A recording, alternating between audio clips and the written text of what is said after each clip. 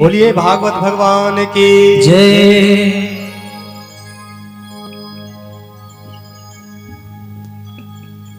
सौनकादिक ऋषि ने नारद जी से कहा कि नारद जी, यह भागवत संहिता ही सत्कर्म है।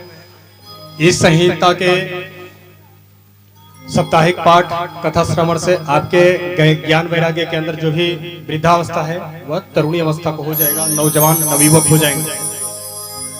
तो हुआ कि महाराज ये कथा कहाँ कराई जाए? तो हरिद्वार में गंगा तट पे सहमति बनी। बद्री विशाल बद्रीनाथ जो ऊपर थोड़े जो भी संत ऋषि जन है, अगर वहां कराएंगे तो उतने ऊंचा कोई संसारी लोग जा नहीं पाएंगे। और वह भी पहले बद्रीनाथ में वही लोग जाते थे, एक तो जा नहीं पाते, जो जाते थे वो जाके इतना सिद्ध हो जाते थे कि उनकी आंखें न खुले। तो अगर वहां कथा होगी तो सब ध्यान में मगन है, तो किसको कथा सुनाएंगे? तो थोड़ा सा नीचे आ जाते हैं। अगर हरिद्वार में कथा होती है तो ऊपर से महात्मा जन भी आ जाएंगे और नीचे से संसारी लोग भी आ जाएंगे। तो इसलिए हरिद्वार में व्यासपीठ सुंदर बालू के रेता पे गंगा तट पे बट वृक्ष के नीचे बनाया गया।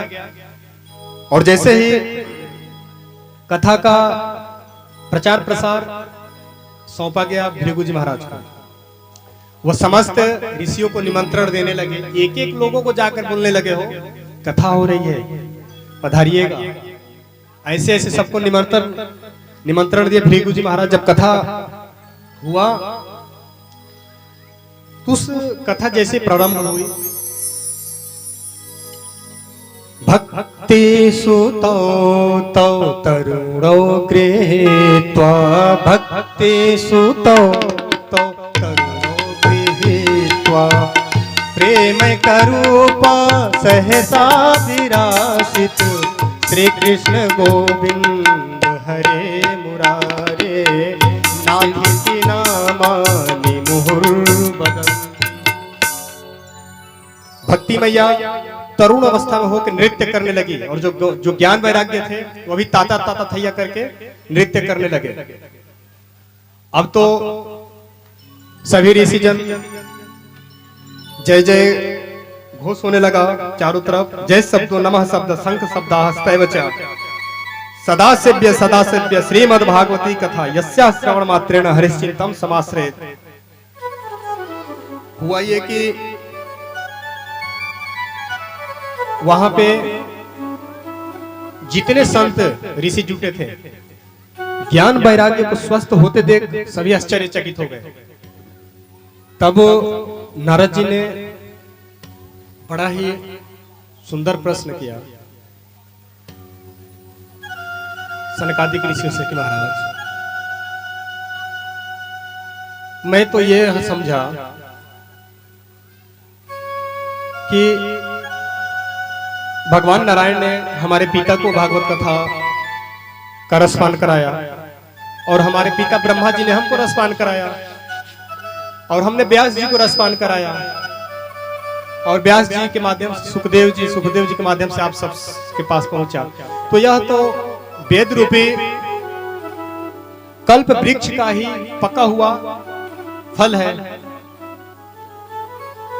तो इसमें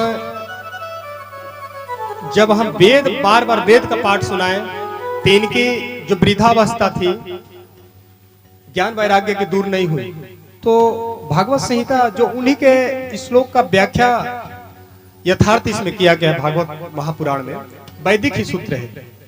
तब सौनकादिक ऋषि बड़ा ही सुंदर नारद जी को दृष्टांत दिए कि नारद जी आप बताइए, अगर आम का पका फल कोई खावे और बोले अरे वाह, आम का फल जब इतना रसीला है, इतना अच्छा है, तो उसका जड़ कितना अच्छा होगा।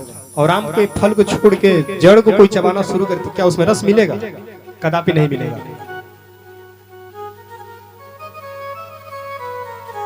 मिठाई गन्ने से ही बनती है, यानी शक्कर से मिठाई बनती है, पर जो काम शक्कर करेगा वो गन्ना नहीं करेगा। दूध में ही घी है, पर जो काम घी से होगा दूध से नहीं होगा। पुड़िया छाननी हो तो घी से बन जाएगा पर दूध से नहीं बनेगा, जो कि दूध में ही। उसी प्रकार वेद रूपी वेदों में सार्वभौम बातें कही गई है। कल की कथा में वेदांत सूत्र वेद की चर्चा होगी। क्योंकि भागवत जी के जो प्रथम सूत्र है जन्माद्यत से वो वैदिक सूत्र से ही प्रतिपादन किया गया, इसलिए कल की कथा में वैदिक सूत्र से ही कई ठो सूत्र के माध्यम से कथा श्रवण कराया जाएगा।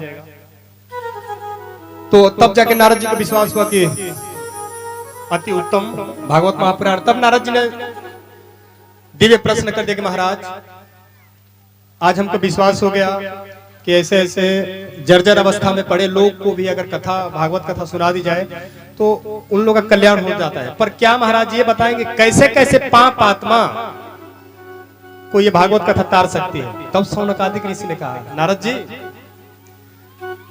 पाप आत्मा की तो बात छोड़ो,